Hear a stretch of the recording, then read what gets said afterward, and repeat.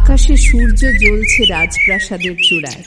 সোনার সিংহাসনে বসে আছে এক রাজা, মুখে গর্ব, মনে অহংকার। দরিদ্রদের কান্না তার কানে ধরা পড়ে না। ওরা শুধু কাঁদে, কাজ করে না। রাজ্যে গরিব মানেই বোঝা, এদের জন্য কোনো দয়া নেই। দিনগুলো কেটে যায়। একদিন রাজা শিকার করতে বেরোলো জঙ্গলে। সঙ্গে ছিল অল্প কয়েকজন প্রহরী আর এক রাজকীয় ঘোড়া।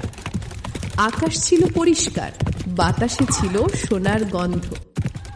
কিন্তু জঙ্গলের গভীরে ঢোকার পর সব কিছু বদলে গেল। চারদিক ঘন অন্ধকার, গাছের পাতায় ঝড়ের আগের শব্দ।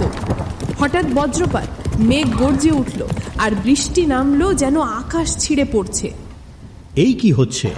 এমন বৃষ্টি তো কখনো দেখিনি। সবাই কোথায় গেল? এক মুহূর্তে সব হারিয়ে গেল। প্রহরীরা, ঘোড়া, রাজদণ্ড, এমনকি মুকুটটাও। মাটির নিচে নামলো পাহাড়ের কাদা, আর রাজা তলিয়ে গেল জঙ্গলের পথে।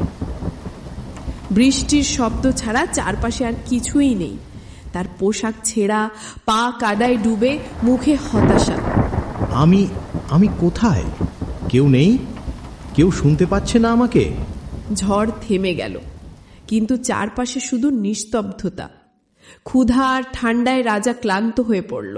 ভিনের আলো ফোটার আগেই অজ্ঞান হয়ে পড়ল এক গাছের নিচে।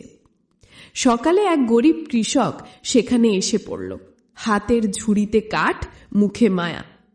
এই লোকটা কে? এমন ভেজা শরীরে রাজপথ থেকে এত দূরে কি করছে?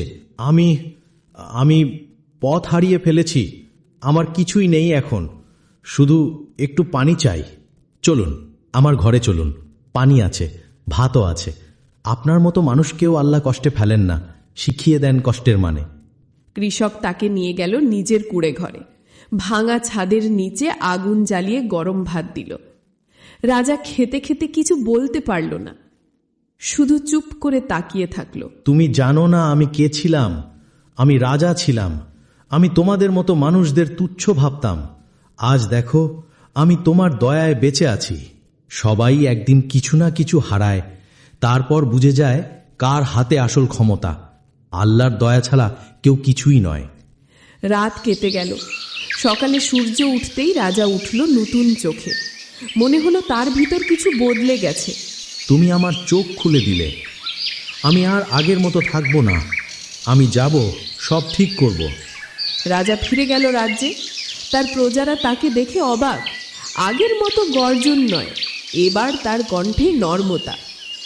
আজ থেকে কেউ কাঁদবে না ক্ষুধায়। আমার রাজ্য হবে সবার ঘর। যার কিছু নেই তার পাশে থাকবে রাজা নিজে। সেই দিন থেকে রাজা বদলে গেল। তার সিংহাসনে ঝলমল করল নতুন আলো, অহংকারের নয়, কৃতজ্ঞতার। আর সেই জঙ্গলের দিনটি তার জীবনের মোড় ঘুরিয়ে দিল। একটা পথ হারানো মানুষ গরিবের দয়া পেয়ে আবার খুঁজে পেল নিজের আসল রাজত্ব, মানবতার রাজত্ব।